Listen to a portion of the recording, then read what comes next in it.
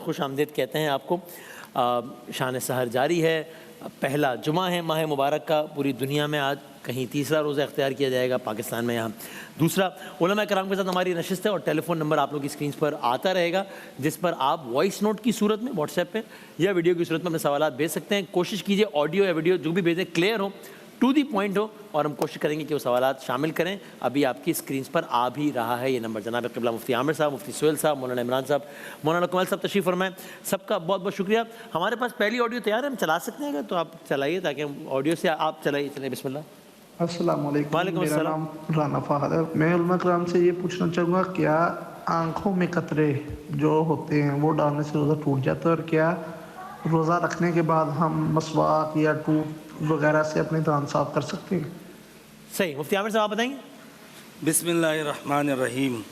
آنکھوں میں قطرے وغیرہ ڈالنے کے حوالے سے پہلے تو فقہاء کرام نے بتایا تھا کہ نہیں ٹوٹتا ہے، لیکن ظاہر سی بات ہے کہ آنکھوں سے کی جو ریسرچ ہے وہ یہی ہے کہ جو چیز ہم آنکھوں میں ڈالتے ہیں وہ چیز جو ہے وہ حلق میں محسوس ہوتی ہے، اچھا، اور وہ حلق تک پہنچتی ہے، تو اس لیے اس میں احتیاط کر لینا زیادہ بہتر ہے۔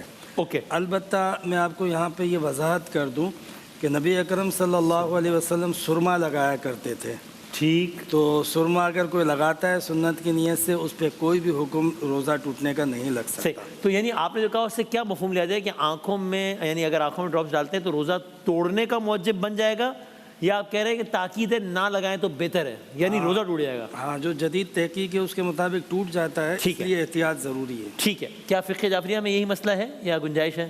گنجائش ہے، چونکہ کھانے پینے سے روزہ باطل ہوتا ہے، تو لہٰذا جب آنکھوں کے ذریعے سے اگر کوئی چیز اندر بھی جا رہی ہو تو اس سے وہ مبطل روزہ نہیں ہے فقہ جعفریہ کے یعنی مطابق۔ حلق سے فارمولہ ہے کہ حلق سے کوئی حلق سے فقہ چیز جعفریہ اترے، میں، ہاں، تو اسی خاطر یہ کہ وہ چکھنا بھی جائز ہے، کہ جیسے کہ ایک سوال ہر سال کی طرح اس ہر سال سال یہ والا سوال بھی آتا ہے اور ہر سال وہ بھی آتا ہے کہ چکھنا، تو اگر زبان سے کوئی چکھ لے تو اس سے روزہ باطل نہیں ہوتا، چونکہ وہ حلق سے نیچے نہیں گیا، تو حلق سے جب نیچے چلا جائے تو پھر روزہ باطل ہوگا، تو آنکھ میں ڈراپ ڈالنے سے فقہ جعفریہ کے مطابق روزہ باطل نہیں ہوگا۔ صحیح۔ اب یہ کچھ سوالات ہیں جو رمضان کی ابتدا میں، کچھ سوالات ہیں جو عید کے آس پاس وہ آتے ہی ہیں، ان کی تکرار بھی ہوتی ہے، اس لیے لیتے ہیں کہ 12 لوگوں کے کبھی ذہن سے نکل گیا ہوتا ہے، کبھی نئے ویورز آئے ہر سال ایڈ ہو رہا ہوتا ہے، تو پھر ہم ان کو ڈسکریج نہیں کرتے کہ وہ ٹھیک ہے وہ سوالات ہے نا، وہ اللہ تعالیٰ نے نماز میں نہیں تکرار رکھی کہ روز سورہ الحمد پڑھو، روز سجدہ کرو، تو کچھ چیزوں کی تکرار اچھی بات ہے۔ ہاں، واہ، صحیح صحیح ہے جناب۔ تو یہ چلے گا، اگلا سوال چلے گا، مفتی سہیل صاحب بتائیں گے انشاءاللہ۔ سوال ہے کہ یہ جو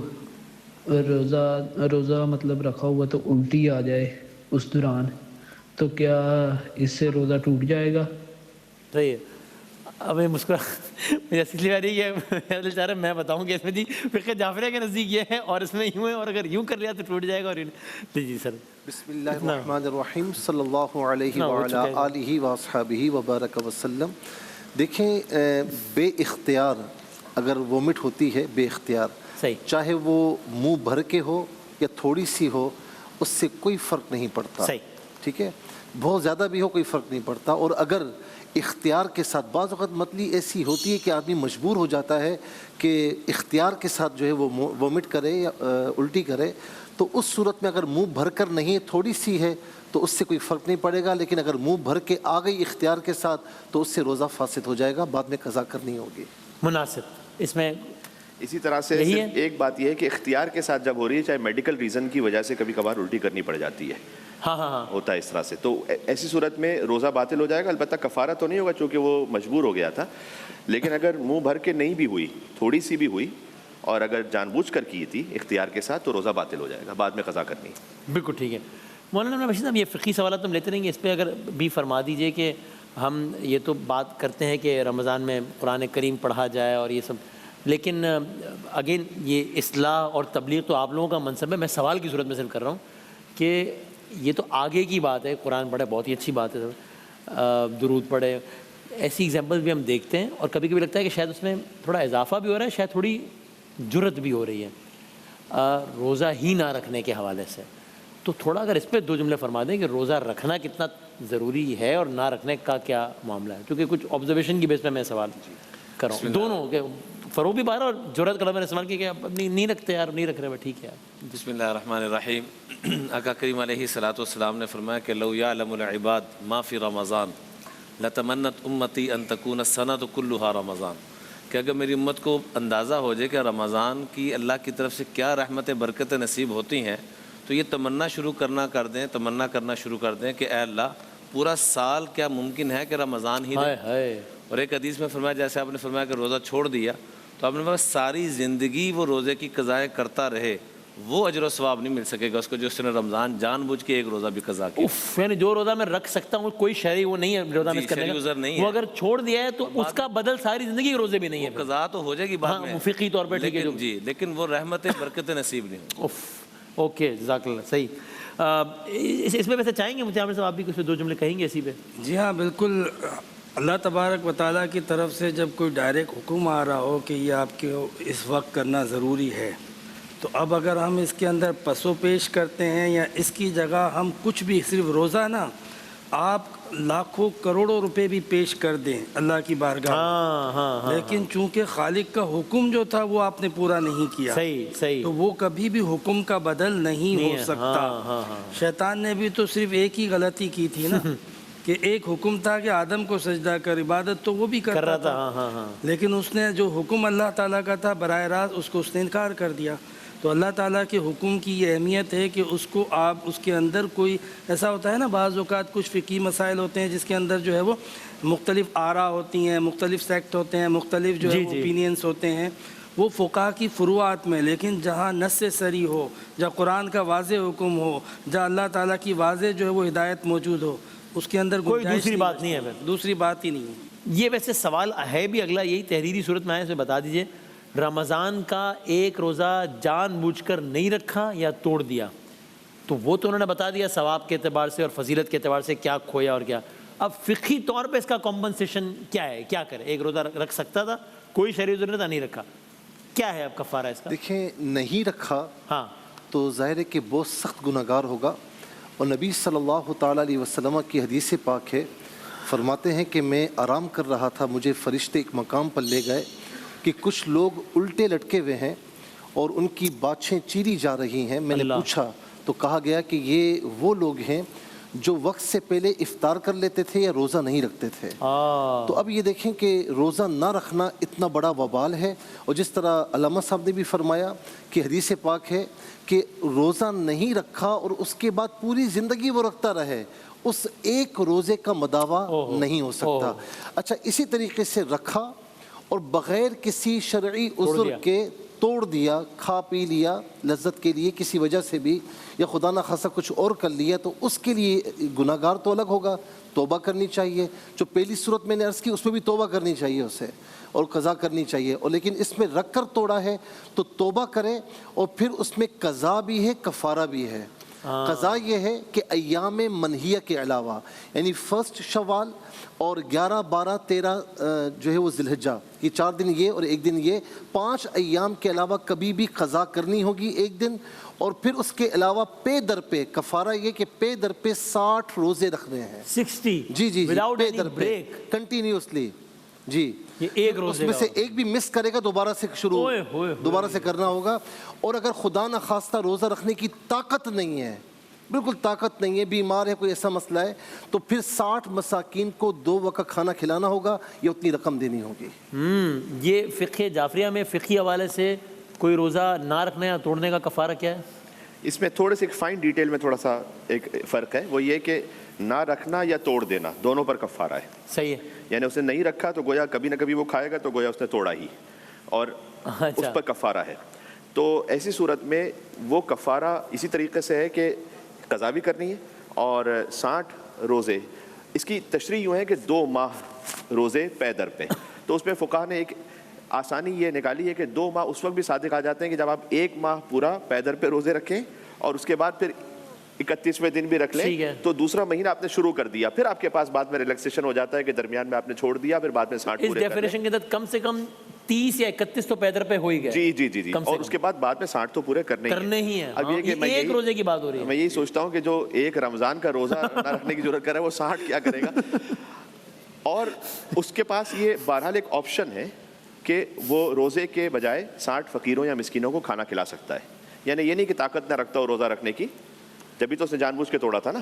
تو بعد میں اگر وہ یا تو روزہ رکھے اور یا پھر یہ کہ 60 فقیروں مسکینوں کو کھانا کھلا دے تو وہ کفارہ ادا ہوگا, وہ گناہ اپنے مقام پہ رہے گا. اگر روزہ رکھ بھی سکتا ہے تو بھی وہ روزہ رکھنے کے بجائے کھانا کھلا نہیں, سکتا ہے. قضا تو کرنی پڑے گی, وہ قضا کی بات نہیں ہو رہی. ہاں, یہ کفارے کی بات ہو رہی ہے خالی, کہ جو کفارہ رکھنا تھا نا 60 پیدر پہ روزے یا مثلا 31 پیدر پہ روزے, اس میں وہ ہاں نہیں وہی کہہ رہا ہوں, یعنی وہ کفارہ جو ہے کہ 60 روزے رکھنے ہیں یا 31 جو بھی آپ نے بتایا, اس کے بجائے وہ یہ بھی کر سکتا ہے. جی جی جی, چاہے اختیار ہو, طبیعت اجازت دیتی ہو رکھنے کی. جی جی جی, لیکن یہ احناف میں گنجائش بھی نہیں ہے نا. تو یہی میں نے کہا فائن ڈیٹیل, یہ خالی ایک فرق ہے.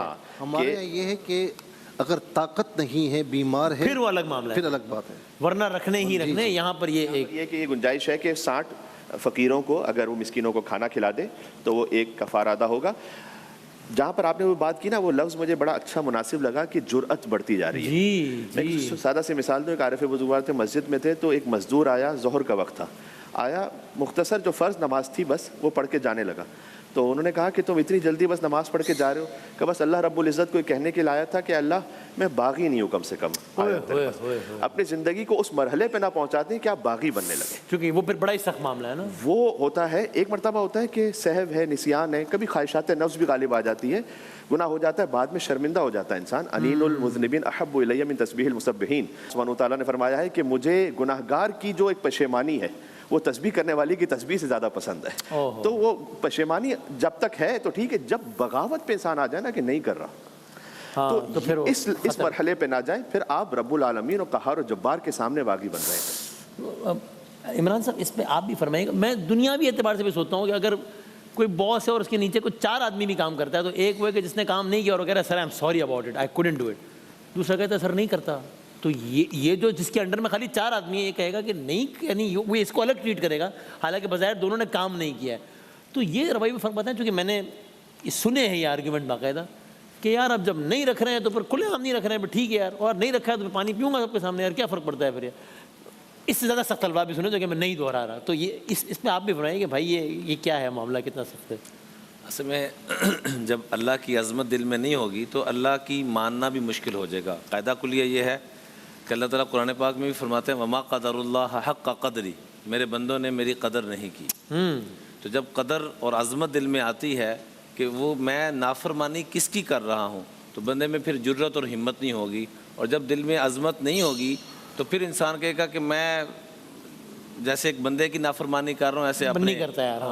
تو یہ انسان میں جرت پیدا ہوتی ہے جب انسان گناہ کرتا رہتا ہے اور انسان کا دل شقاوت کی طرف چلا جاتا ہے, سختی کی طرف چلا جاتا ہے. اس لیے فرمایا کہ کچھ کام ایسے ہیں کہ اس کے کرنے سے یہ دل کی جو سختی اور شدت ہے یہ ختم ہوتی ہے. وہ کیا ہے کہ مساکین کے ساتھ شفقت کا پہلو کرنا, بیواؤں کے ساتھ شفقت کا پہلو کرنا, وہ لوگ جن کا کوئی سہارا نہیں ہے, مسکین اور یتیم کے سر پہ ہاتھ رکھنا, یہ انسان کی زندگی میں بھی برکت کا اضافہ, نیکیوں میں بھی برکت کا اضافہ, اور انسان کے اندر جو جرت پیدا اور اس کے خاتمے کا ذریعہ. واہ واہ, دل نرم کرتا ہے. دل نرم کرتا ہے. کیا, اور اسی لیے کیا یہ بہتر ہے کہ کبھی کبھی ہم کہتے ہیں کہ بھائی مجھے پتہ ہے کہ نماز پڑھنا واجب ہے, مجھے پتہ ہے روزانہ رکھنا ہوا ہے, تو آپ کبھی آپ اسکرول کرو تو ایسی کوئی چیز آتی ہے تو انسان نہیں سنتا ہے کہ ہاں آئی نو اٹ یار. لیکن شاید اس طرح کی تکرار ہوتی رہے, کانوں میں آواز آتی رہے, تو انسان کو ایک ریمائنڈر رہتا ہے کہ نہیں. مثال کے طور پہ دنیا میں اس کو اس طرح مثال دیتا ہوں کہ مجھے پتہ ہے جم کرنا اچھا ہے, مجھے پتہ ہے آئلی کھانا نہیں کھانا چاہیے, لیکن اس کے باوجود جب جس دن مجھے کوئی دوست کہتا ہے نا 3 منٹ کے بھائی یہ نہیں کرو, یہ کرو, یہ ہو جائے گا کولیسٹرول, تو پھر میں دوبارہ سے احتیاط کرنا شروع کر دیتا ہوں, حالانکہ مجھے اس نے کوئی نئی انفارمیشن نہیں دی ہے. تو یہ ریمائنڈرز دیتے رہنا بہتر ہے, انسان کے عمل میں آٹومیٹکلی تبدیلی آتی رہتی ہے. قرآن پاک میں اس کا حکم بھی ہے نا, وذکر فإن ذکرى تنفع المؤمنین, کہ یاد دہانی کراتے رہیں, یاد دہانی ایمان والوں کو نفع دیتی ہے. واہ واہ واہ واہ. اس لیے ایک دوسرے کو تذکرہ, تکرار, حکم یہ ہے کہ اس لیے اچھے دوستوں کا انتخاب کریں. قرآن پاک میں اتنی حسرت کسی چیز میں وسیم بھائی نہیں آئی جتنی حسرت اس بات پہ آئی, یا ویلتا لیتنی لم اتخذ فلانا خلیلا, کہ کاش میں فلاں بندے کو اپنا دوست نہ بناتا. تو دوستی انسان جیسی سنگت اختیار کرتا ہے وہی ماحول اس کے اوپر چڑھتا ہے. اس لیے اچھی دوستی, اچھی سنگت کل قیامت کے دن سب سے زیادہ افسوس انسان اس چیز پہ کرے گا.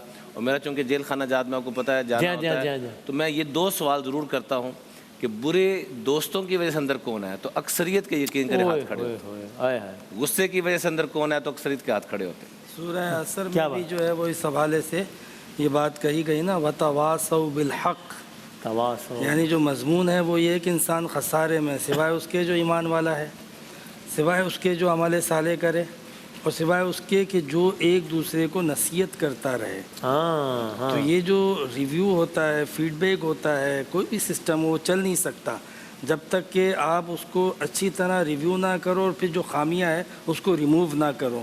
تو جو آپ نے بات ذکر کی ہے، جو ابھی علامہ صاحب نے بھی فرمایا کہ ان الذکر تنفع المؤمنین، تو اس کا مطلب یہ ہے کہ اگر کسی کو نصیحت فائدہ نہیں دے رہی، قرآن کہہ رہا ہے دے رہی ہے، ہاں کس کو دے رہی ہے؟ مومن کو، تو پھر وہ پھر اس چیک کر لیں۔ ایمان کو چیک کرنا پڑے گا کہ لگتا ہے کہ ایمان سے خالی ہے، کیونکہ یہ تو ضروری ہے جیسے ہم کہتے ہیں ان الصلاۃ تنہی عن الفحشاء والمنکر، تو اگر نہیں روک رہی تو اس کا فحشا مطلب سے یہ ہے کہ منکر اس سے کی نماز درست نہیں ہے، اس کی نماز تو میں یہ کہیں کلام میں سے خدا خامی کے تو صداقت میں تو کوئی بحث نہیں ہے ظاہر، تو پھر بندہ اپنا معاملہ چیک کر لے کہ کیا ہے۔ جیسے ایک آدمی نے کہا نا کہ میں نماز پڑھتا ہوں سکون نہیں ملتا، ہاں تو استادوں نے کہا بیٹا سکون سے نماز پڑھا کرو پھر سکون مل جائے گا۔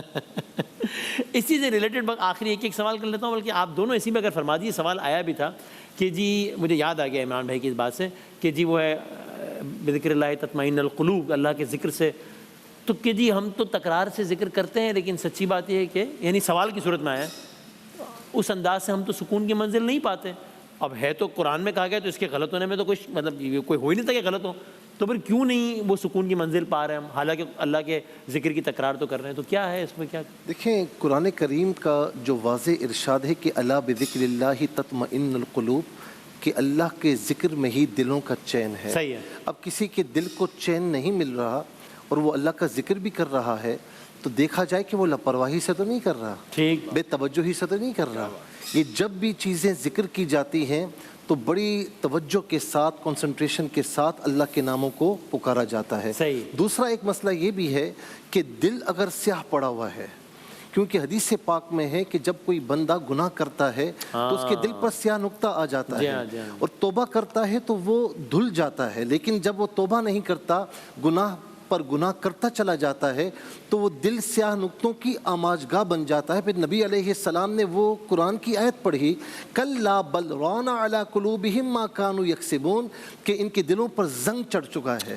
تو اسی لیے صحابہ کرام نے عرض کی یا رسول اللہ، جب دلوں پر زنگ لگ جائے، کیونکہ آقا علیہ السلام نے جب فرمایا تو صحابہ حیرت میں آئے کہ کیسے زنگ چڑھتا ہے؟ لوہے کو زنگ چڑھتا ہے تو اس کو سیکل کرتے ہیں، چمکدار بناتے ہیں، کاریگر اپنی کاریگری دکھاتا ہے، تو یا رسول اللہ یہ کیسے ہوگا؟ تو فرمایا کہ کثرت سے قرآن کی تلاوت کرو اور موت کو یاد کرو، تمہارے دلوں کا زنگ دور ہو جائے گا۔ کیا کہہ رہے ہیں کمیل صاحب اسی پہ آپ اختتام؟ ذکر کا مطلب خالی بولنا نہیں ہے، ذکر کا مطلب یاد رکھنا ہے۔ ہاں، بولنے کا مطلب قرات ہے، قرات خالی مراد نہیں ہے، یاد رکھنا۔ اس کی مثال سادہ یہ ہے، جب ایک ڈرائیور ڈرائیو کر رہا ہوتا ہے نا، اس کو پتا ہے کہ کیمرہ بھی شارع فیصل پہ کیمرے لگے تھے، تو کراچی والے اچھی طرح مثال کو سمجھیں گے۔ تو جب ہم پھر پہنچے تو بڑے سکون سے سب چل رہے ہیں، تو یہ بات کیا ہے بھائی؟ یہ انسان کیمرہ کہہ نہیں رہا، یہ واہ واہ واہ واہ، اس کا عمل یہ بتلا رہا ہے کہ میں اس کی یاد میں ہوں۔ واہ واہ، اس کو پتہ، ہاں کیا کہنے ہیں، واہ واہ۔ ضروری نہیں کہ آپ کہہ رہے ہوں تو ذاکر ہوں گے، ٹھیک، آپ کا جب دل متوجہ ہے نا اللہ کی طرف، تب آپ حقیقی ذاکر ہیں، ذکر خدا۔ الا بذکر اللہ تطمئن القلوب، قلوب۔ تو جب دل میں اللہ کی یاد ہے تو چاہے میں 24 گھنٹے کہہ نہیں رہا سبحان اللہ سبحان اللہ سبحان اللہ سبحان اللہ، دل پکار رہا ہے کہ اللہ ہر عیب سے پاک و منزہ ہے، وہ باکمال ہے، ساری تعریفیں اس کے لیے، سب کچھ اس کے پاس ہے، للہ الحمد، ہم اسی کے لیے، ان اللہ علی کل شیء قدیر، ہر شے پر قدرت رکھتا ہے، اگر چاہے تو اسی لمحے میرے حالات کو بدل سکتا ہے، نہیں بدل رہا ظاہری طور پر، اس کا مطلب ہے کہ اللہ نے میرے لیے کچھ بہتری رکھی ہے آخرت کے معاملات میں۔ یہ جو دل کی کیفیت ہے، ہو ہی نہیں سکتا کہ اطمینان میں نہ انسان۔ اور وہ جو آپ ایک مثال دیتے ہیں بس پہ دے دیں، پھر ہم ختم کرتے ہیں۔ میں نے شاید یوٹیوب پہ کہ وہ پتہ نہیں مجھے کیا ایمان اور عقیدے یقین والی مثال دیتے ہیں، بڑی اچھی مثال ہے وہ پھر۔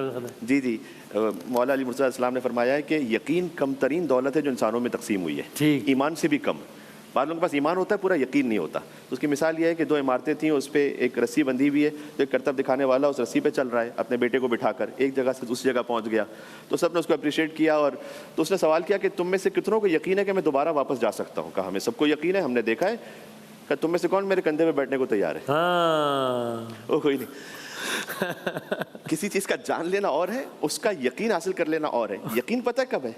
یقین کی علامت یہ ہے کہ آپ کا عمل آپ کے جاننے کی تصدیق کر لے، جو آپ جان رہے ہیں نا اسی پر عمل ہو جائے۔ تنہائی میں ہم سب جانتے ہیں اللہ دیکھ رہا ہے، جانتے تو ہیں، جب عمل بھی ویسے ہی ہو جائے پھر بات پھر میں یقین پر ہوں. واہ واہ واہ. اسی بھائی چند سیکنڈ میں جی جی. کروں گا کہ جب کسی کا ذکر خیر آتا ہے نا، آپ کا دوست ہو، تو سب سے پہلے آپ سنتے ہیں، پھر آپ کے وجود پر ایک یعنی بشاشیت طاری ہوتی ہے نا، کہ خوشی ہوتی ہے.